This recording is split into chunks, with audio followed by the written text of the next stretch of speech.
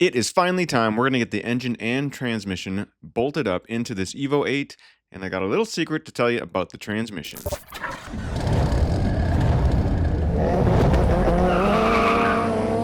here we go again. We're of course going to push this car in the garage so we can take full advantage of the hoist. But before we get there, a couple things to do while it's still on the ground. We're going to get this rear motor mount piece in place. Of course, it's easier to get to it now when the engine's out.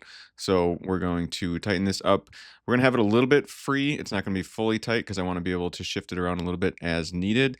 So I do need to tighten up that bolt and nut once the engine's in. But as you can see, I got it. So I can move it a little bit as I dropped the engine and transmission in place. You may have also noticed this hole in the firewall. So yeah, we don't want that hole in the firewall.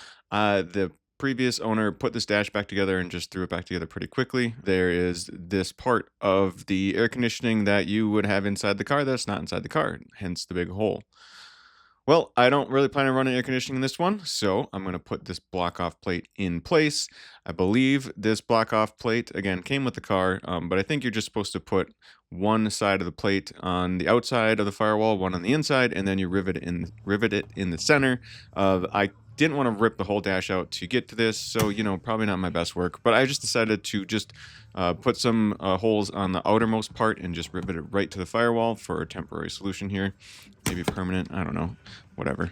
Either way, we blocked off that huge hole in the firewall. Now on to prepping the engine and transmission here. This rear motor mount, again, is a bit tricky, or I should say you can do it wrong. So first of all, there are different size bolts. The length of the bolts that hold it to the transmission are different than the lengths of the bolts that hold these two pieces of the mount together. So noting that here, the left one, that's a brand new bolt I bought. Those are the longer ones that are going to go into the transmission, and the shorter ones here, you can see are going to go for this connection point where it connects these two pieces of this rear mount together. So you can see you wouldn't want that one too long. And what we're looking at here is the back side of the engine and transmission, and our speed sensor is that little sensor in there that gets blocked off by this plate as we hold it up here. And if you want the part number for this OEM bolt, here you go. So now, of course, we're going to bolt this plate in place, and you might be saying, well, you really didn't clean that one up at all, and that's true. I didn't clean it up at all, and that's where the surprise about the transmission kind of comes in. I am, of course, dropping this all in as one unit just because it's going to make it easier and because I just really need to get this car up and going and make sure it's like a functioning car before I really start doing too much other work to it. But the cool news is I already have a different transmission in the works being built with a straight cut third gear and fourth gear from RS Motors. So all that to say, I'll be dropping this transmission hopefully within a year, and at that time I might try to put some shiny, fresh painted brackets on or something. Speaking of brackets, just showing you this one again, the idea that this one can be bolted on upside down is a thing. You can see the space here is kind of cut out for the transmission to fit when it is this direction. But if you flipped it upside down, it's kind of hard to tell that it would be not right because the bolts would line up, the bolt holes would line up. But we're going to adjust our camera angle here so you can see where it would kind of hit on the transmission itself, not giving it as much room as if you do it this way, where you can see there is plenty of room for that piece. So just try to make sure if you're doing this that you don't bolt this in upside down. It just might give you a lot of trouble later on when you're trying to install your engine and transmission. Next, a few things I wanted to take off because when I took this engine out, it was a tight fit. So I took the serpentine belt off so I can take off this power steering pump. Power steering pump was kind of right up against the frame rail when I pulled it off, so I knew it was going to make it tricky to install. So there's two bolts here that hold the power steering pump in place. Just going to go ahead and remove those. Also, removing the turbo right away, just because I might as well right now. It's easier to do, and I do have a different turbo I want to bolt onto. Surprise! It's not like a real cool, awesome, crazy change in turbo setup, but it is a different turbo that I'm going to show you in a second. So of course, just while everything's out of the car, we're just going to go ahead and unbolt the turbo from the manifold. You will most likely always have to heat up those nuts and bolts to get them to break free so they don't break off since this gets really hot. But I unbolted those bolts to get the turbo off the manifold, and then I had to disconnect or loosen up. I had to disconnect, of course, the oil lines and the coolant lines as well. One of the main hangups I had here was this drain line was kind of just actually holding it up in place. So even though I removed it from the turbo side, I'm removing the drain line bolts here, so that way I can actually get this turbo dropped down and out of place without bending that drain line too much. So here's the new turbo. I don't know what it is. I heard it was a CBRD, but it doesn't have that blue compressor wheel most people like, they're kind of known for. So as you can tell, though, there's only like that 5 blades on it, and it's actually a bigger. They machined out the cover. You can tell that's a bigger wheel inside there. So this is the OEM stock 9 turbo on the left, and then on the right is this different turbo that came with the car. So we're gonna throw that in. Why not? It'll be fun. Here's one last look at the firewall. You can see I added a few more clips for those brake lines. I also wanted to point out that I did connect these brake lines on the bottom here from my previous episode where I ran them to the bottom to run to the rear of the car. Connected those from our ABS module to get to the back and rear of the car. Now, I had a bright idea of trying to get my transfer case in place first and just have it held up in there when set the car down onto the engine basically. And I thought that would help save me the headache of trying to rock the engine forward while lifting the T case in place and trying to slide it in. You might be able to tell by the way I'm speaking that this didn't actually work out, but we're going to walk through my logic and what ended up changing anyway. So, of course, I stuck the T case in place. I had a couple bungee cords just kind of holding it up, and I raised up the car high enough to bring the engine and transmission that's on the cart underneath it.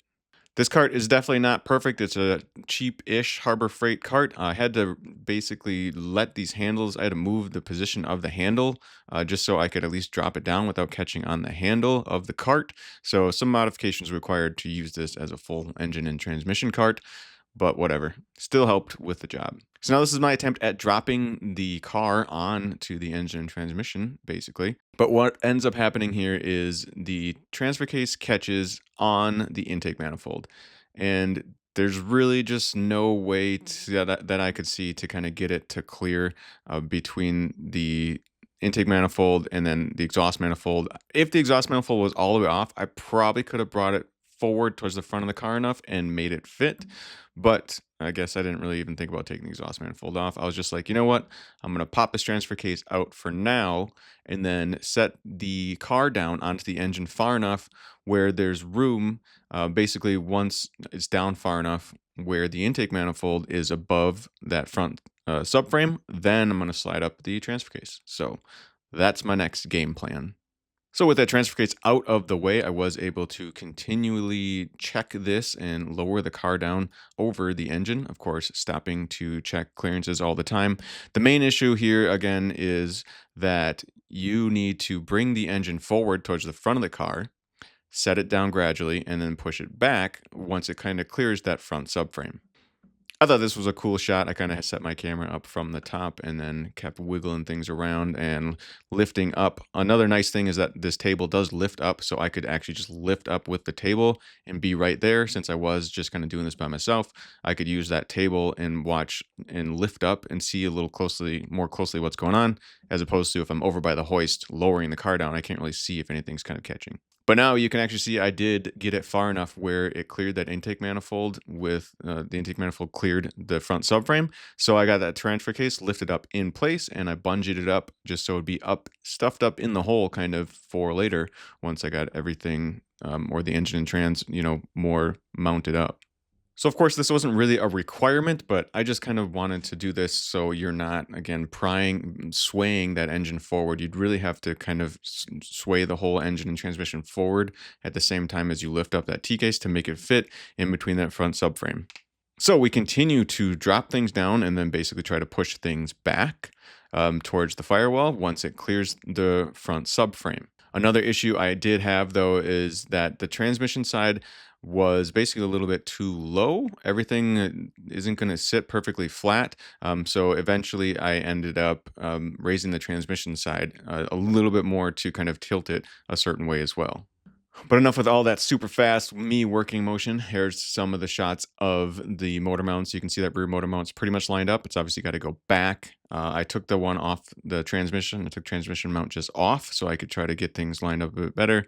And this front engine one, you can see, remember you don't need to have this pushed all the way back because that is offset. That front motor mount is offset.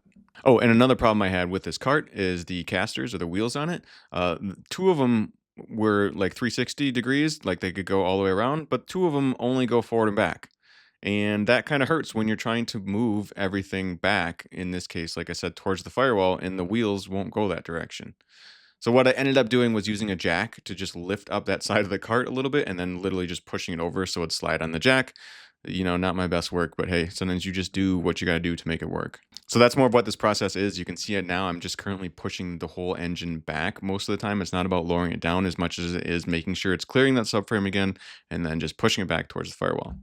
So this was one of the first mounts I got on. The main goal here is to get these two top mounts in place. The one that I'm showing right here that connects to the engine, and then the one on the other side that's going to connect to the top of the transmission. And just for reference, if you're dealing with this transmission mount, I don't know if I mentioned this in my Transfercase video or not, or my clutch video, but you can see there's a F and an R and an up arrow. So basically there's a front and a rear and an up on those rubber bushings that go in there. So that's the way I would put those in place, where the F is towards the front and the arrow goes up, and the R is towards the rear and the arrow goes up as well. And there you have it. You may have noticed that I just used that lift cart, table thing to lift up the engine. That was kind of nice in that circumstance. So you can see that rearmost mount is not in place yet.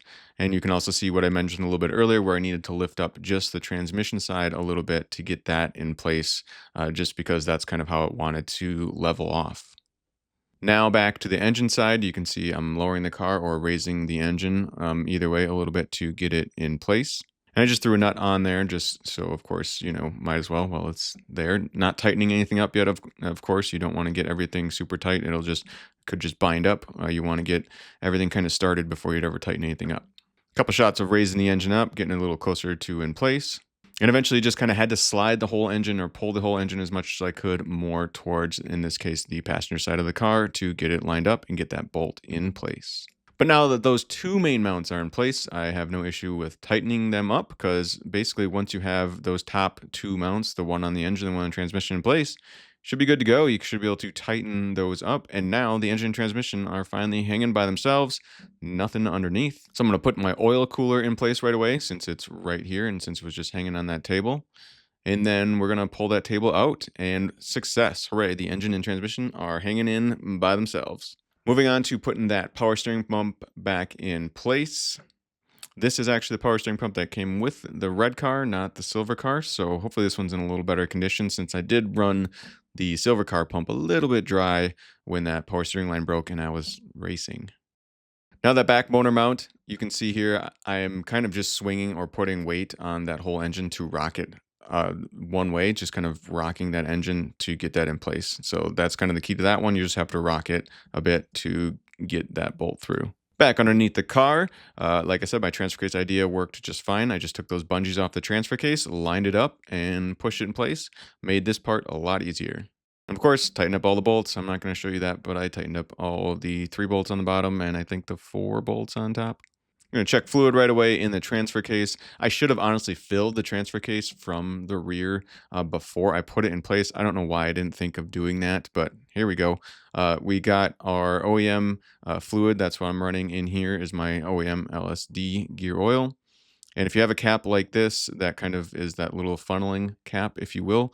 And with so much room, with not everything installed yet, I was able to kind of sneak it up in place here. You can see how it's up higher than the transfer case itself, and then try to squeeze some in. However, I know I did not get it full, and you just kind of won't get it full this way on the first try. So be mindful of that. We'll probably touch on that more in an upcoming video. I just want to make sure I had some fluid in there now, so it wasn't 100% dry, and then I want to top it off later. Now we can lower things down a bit. We're going to make sure this car can roll again. It's going to be a bit harder to roll now that it's got some added weight, but that's good. It feels good to have like a solid section of this car kind of up and in place. And ideally, as great as it is to have a hoist like this, the car hoist, I should be able to do a lot of things now without the hoist. So that's going to be great. I'll just be able to work on this car on jack stands and proceed that way and not take up this shop as much. But there it is in all its glory, pretty much the current state of this EVO. It looks like a car now. Again, it looks like a big wiring mess, but we're going to get to, of course, doing some more of the wiring and bolting up the accessories and our turbo stuff soon enough. So question for you. One, do you know what turbo that is? I have no idea for sure what turbo that is or a way to find out. Some people did message me about it and I kind of narrowed it down to like almost a 20G like turbo, an old school combination of like I think a Busher Racing and an FP. Honestly, I don't remember off the top of my head. Some people are saying it's that 20G turbo. But if you have any insight on what turbo that is, go ahead, send me a message, let me know. And also, if you think I could have did something better or if you think I did something wrong, go ahead and, politely let me know what I did wrong there as well. I'm free to open discussion. Thank you so much for sticking to the end, you EVO enthusiasts that really enjoy these videos and watch them all the way to the end. I really appreciate it. You guys are the rock stars of my YouTube channel. But as always, this is Paul from Boosted Film saying thanks so much for watching.